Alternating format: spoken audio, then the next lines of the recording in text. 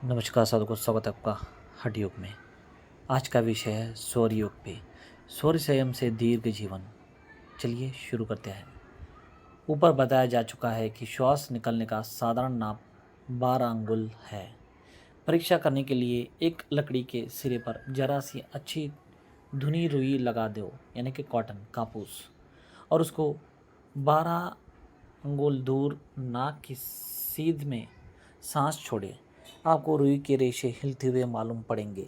यदि श्वास की लंबाई कम या अधिक होगी तो उतनी ही दूरी पर रुई के रेशे हिलेंगे। अधिक लंबा श्वास चलना हानिकारक और कम लंबाई में चलना लाभप्रद है। ये देखिए, यहाँ पर विस्तार से बताया जा चुका है कि सौर योग में, जिसे शिव सौर या सौर योग कहते हैं, उसमें बताया गया सोते समय यह जो श्वास की लंबाई है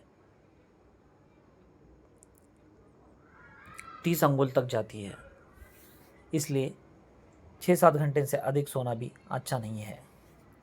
भोजन करते समय यह गति 20 अंगुल हो जाती है, इसलिए बार बार भोजन भी ना करना चाहिए। बीमारियों में श्वास की गति बढ़ जाती है। राजशिष्यमात रोगियों को प्राय 70 अंगुल तक लंबा श्वास चलता है। उसे मृत्यु के उतना ही निकट समझना चाहिए।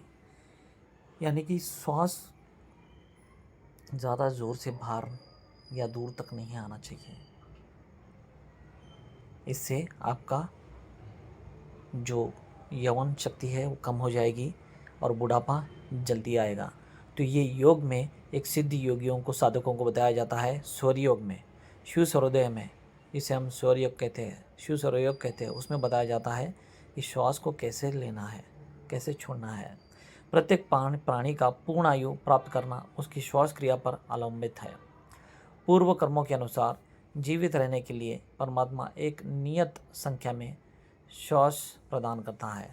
वह श्वास समाप्त होने पर प्राणांत हो जाता है। इस खजाने को जो प्राणी जितनी होशियारी से खर्च करेगा वह उतनी ही अधिक काल तक जीवित रह सकेगा, और जो इन्हें जितना व्यर्थ गंवाएगा उतना ही शीघ्र उसकी मृत्यु हो जाएगी। समझिए ध्यान से, बहुत ही गहन ज्ञान बताया जा रहा है। सामान्यतः हर एक मनुष्य दिन रात में 21,000 यानी कि 2,16,000 श्वास लेता है। इसके कम श्वास लेने से वाला दीर्घजीवी होता है, क्योंकि अपने धन का जितना कम व्यय होगा उतना ही अधिक काल तक संचित रहेगा।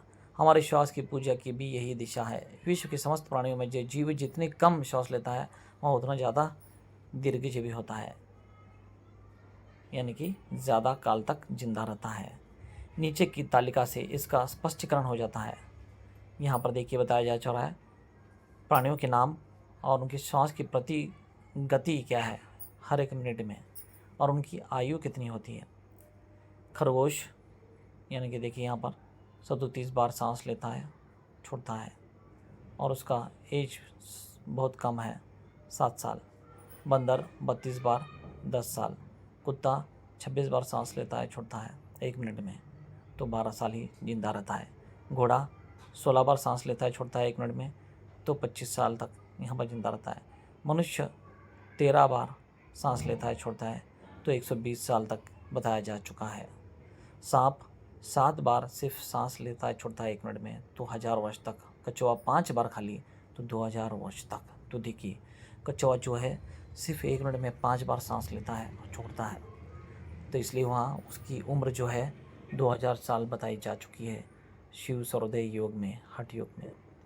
साधारण काम काज करने में 12, दौड़ धूप करने में 17 बार और हस्तमन करते समय 36 बार प्रति मिनट के हिसाब से श्वास चलती है। इसलिए विषय और लंबड़ मनुष्य की आयु घट जाती है और प्राणायाम करने वाले योगाभ्यासी दीर्घ काल तक जीवित रहते हैं। यह ना सोचना चाहिए कि चुपचाप बैठे रहने से कम सांसें चलती है, इसलिए निष्क्रिय बैठे रहने से आयु बढ़ जाएगी। ऐसा नहीं हो सकता, क्योंकि निकम्मे बैठे रहने से शरीर जड़ हो जाएगा, चेतना शून्य हो जाएगा। तो यह बिल्कुल भी योग के हिसाब से साधक के लिए अच्छा नहीं होता है। तो यहाँ पर बताया जा चुका है कि श्वास कितने लेना है, कैसे लेना है, छोड़ना है, कि अन्य अंग निर्बल, अशक्त और बीमार हो जाएंगे। तदनुसार उनकी श्वास का वेग बहुत बढ़ जाएगा। इसलिए शारीरिक अंगों को स्वस्थ रखने के लिए परिश्रम करना आवश्यक है, किंतु शक्ति से बाहर परिश्रम भी नहीं करना चाहिए। चीन के पेकिंग शहर में एक वृद्ध पुरुष थे जिसकी आयु लगभग 250 वर्ष थी। लोगों ने उसके दीर्घ जीवन का कारण पूछा तो उसने मुख्य 3 बातें बताई। वृद्ध पुरुष ने कहा, मैं अधूरा सांस नहीं छोड़ता, वरन नाभि तक पूरी वायु खींचता हूँ, कभी झुककर नहीं बढ़ता, अपने मेरुदंड को सीधा रखता हूँ, मनुष्य में उत्तेजक और दूषित विचारों को नहीं आने देता, यानी कि मस्तिष्क में दूषित विचारों को नहीं आने देता। तो देखिए यहाँ पर बताया जा चुका है कि कैसे हमें सांसों को लेना है और छोड़ना है, किस तरह से करना है। अगर से ये सही प्रमाण में करेंगे तो 250 साल आराम से जीवित रह पाएंगे। वास्तव में यहाँ तीनों नियम सौर योग के अंतर्गत है और बड़े महत्व के हैं। नाभि तक पूरा श्वास लेने पर एक प्रकार से कुंभक हो जाता है और श्वास की संख्या घट जाती है। मेरुदंड के भीतर एक प्रकार का तरल जीवन तत्व प्रवाहित होता रहता है जो सुषुप्ना को बलवान बनाए रखता है। तदनुसार मस्तिष्क की पुष्टि होती रहती है। यदि मेरुदंड को झुका हुआ रखा जाए तो उस तरल तत्व का प्रवाह रुक जाता है और निर्बल सुषुप्ना मस्तिष्क का पोषण करने से वंचित रह जाती है। दूषित विचारों, क्रोध, शोक आदि के वेग से श्वास की गति तीव्र हो जाती है, जो कि आयु को क्षीण करने का प्रधान कारण है। देखिए ध्यान से समझे और सुनिए, नहीं समझ आ रहा हो तो रुके और सुने। सौर विज्ञान मृत्यु की विवेचना क्षीण करने का प्रधान कारण है। सौर विज्ञान मृत्यु की विवेचना करता हुआ बतलाता है कि जब हम श्वास लेते हैं तो प्राय 10 अंगुल लंबी होती है, यानी कि आपकी नाक से जो सांस जाती है वो प्राय 10 अंगुल तक लंबी होती है। तो यहाँ पर बताया जा रहा है जब हम सांस लेते हैं तो प्राय 10 अंगुल लंबी होती है और जब यहाँ निकलती है तो 12 अंगुल होती है, अर्थात आने की अपेक्षा जाने में 2 अंगुल अधिक होते हैं, यानी कि 10 अंगुल अंदर और 12 अंगुल बाहर। हर आदमी जानता है कि जब आमदनी से खर्चा अधिक होता है तो एक ना एक दिन टॉट उलट ही जाएगा, यानी कि अंदर भट्टा हो जाएगा, दुकान फेल हो जाएगी, बस यही मृत्यु है। यानी कि इनकमिंग कम है और आउटगोइंग ज़्यादा है। 10 अंगुल तक ले रहे हैं, 12 अंगुल तक छोड़ रहे हैं, तो आपको वृद्धावस्था जल्दी ही आ जाएगी। और यहाँ पर बताया जा रहा है श्वास लेने के अवयवों की रक्षा करने के लिए प्रकृति ने नासिका को ही प्रधान द्वार बनाया है। जो वायु हम खींचते हैं उसमें बहुत से धूलकण तथा रोग कीट मिलते हैं एवं बाहरी सर्दी गर्मी का प्रभाव भी होता है। यदि ऐसी वायु ज्यों की त्यों फेफड़ों में पहुँचे तो उस कोमल अवयवों को हानि पहुँचाए बिना ना रहेगी। मुंह के बालों में धूल के बड़े बड़े कण अटक जाते हैं और उसकी मोटी से सफाई हो जाती है। इसके बाद नाक के बालों में हवा छनती है। नाक में एक प्रकार की श्लेष्मा रहती है। 2 बार छनी हुई वायु को बाद भी जो बारीक कण रह जाते हैं उन्हें यह श्लेष्मा चिपका लेती है।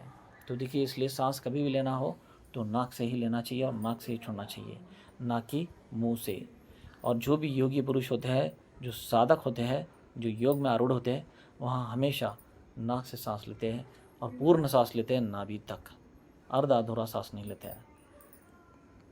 वायु का छटा हुआ महल ही समझना चाहिए। इसके बाद वह वायु मस्तिष्क से होकर आने वाली श्वास नलिकाओं की यात्रा करके फेफड़ों तक पहुंचती है।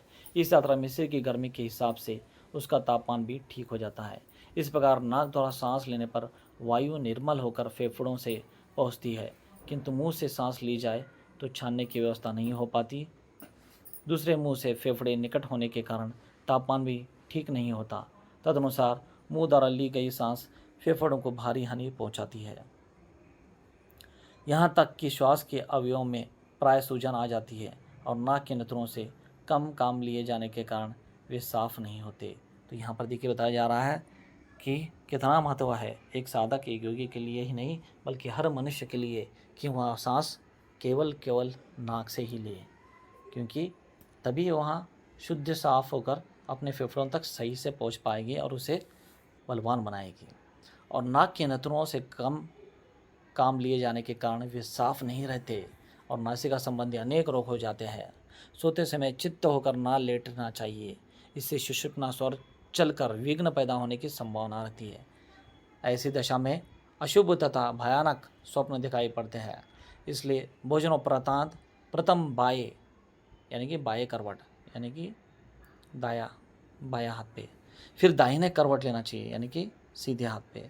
भोजन के बाद कम से कम 15 मिनट आराम किए बिना सफ़र करना भी उचित नहीं है। यानी कि भोजन करते ही तुरंत पैदल नहीं चलना चाहिए, 15 मिनट आराम करके फिर थोड़ा चलना चाहिए, शत पैदल चलना चाहिए, 100 कदम, ज़्यादा नहीं। शीतलता से अग्नि मंद पड़ जाती है और उष्णता से तीव्र होती है, वह प्रभाव हमारे जठराग्नि पर भी पड़ता है। सूर्य स्वर में पाचन शक्ति की वृद्धि रहती है, एवं उसी स्वर में भोजन करना उत्तम है। इस नियम को सब लोग जानते हैं कि भोजन के उपरांत बाएं करवट से लेटे रहना चाहिए। उद्देश्य ये है कि बाएं करवट लेने से दक्षिण स्वर यानी कि सूर्य स्वर चलता है, जिससे पाचन शक्ति प्रदीप्त होती है और पच जाती है। हमें चाहिए कि नींद खुलने पर जब बिस्तर से उठने लगे तो देखें कि कौन सा स्वर चल रहा है। चलित स्वर की हथेली अपने मुंह पर फेर कर उसके दर्शन करके पूरक श्वास से अर्थात श्वास को अंदर लेते समय उसी चलित स्वर वाले पाँव को बिस्तर से नीचे रख कर उठे। देखिए, ध्यान से सुने और समझे यहाँ पर क्या बताया जा रहा है। ये स्वरयोग का एक बहुत ही गहनतम ज्ञान यहाँ पर बताया जा रहा है। ध्यान से समझे, सुनिए।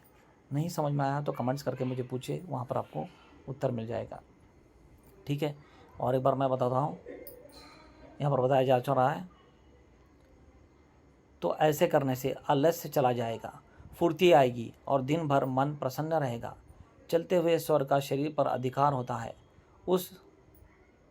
इन क्रियाओं द्वारा थोड़ा उच्छेदित कर देने पर शरीर में नव चैतन्य का उदय हो जाता है। भोजन करके तुरंत ही मूत्र त्याग करना चाहिए, इससे कोई बीमारी नहीं होने पाएगी। पेशाब बाएं स्वर में और मल त्याग दाहिने स्वर में करना चाहिए। हाँ, शौच के समय पेशाब भी दाहिने स्वर में करने से दोष नहीं होता है। पाठक इसे केवल कपोल कल्पित ना समझकर इसके लाभ की परीक्षा करें। दाहिने स्वर में त्यागे हुए और बाएं स्वर में त्यागे हुए, देखिए यहाँ पर सभी जो स्वरयोग के नियम हैं, जो बेसिक नियम हम जिसे बताते हैं, ये योगी एक साधक हमेशा ही यहाँ पालन करता है स्वरयोग का, तो वो यहाँ पर बताया जा चुका है। आप ध्यान से समझे इसे और फिर इसे फॉलो करें। अलग अलग शीशियों में रखकर परीक्षा कराई जाए तो मालूम होगा कि बाएं स्वर पर पेशाब अधिक स्वस्थ है और दाहिने स्वर वाले में अनेक दोषों का समावेश है। यह शरीर शास्त्र का प्राकृतिक नियम है। 1 वर्ष से कम आयु के बालक को देखिए, जब वह पेशाब करेगा तो बाएं स्वर चलेगा और जब पखना करेगा तब दक्षिण स्वर चलेगा। आरंभ में संभव है कुछ कठिनता प्रतीत हो, किंतु 1-2 सप्ताह के अभ्यास से स्वतः ठीक समय पर ठीक स्वर चलने लगेगा, यानी कि आपको आदत हो जाएगी और वहाँ स्वतः जो स्वर में जैसा होना चाहिए वैसे ही होता रहेगा। ऐसी आदत हो जाएगी उस योगी, उस साधक को, उस स्वरयोग के अभ्यास द्वारा। तो ये एक छोटा सा स्वरयोग का, शिव स्वरयोग का मैंने गहनतम प्राचीन ज्ञान आपको बताया।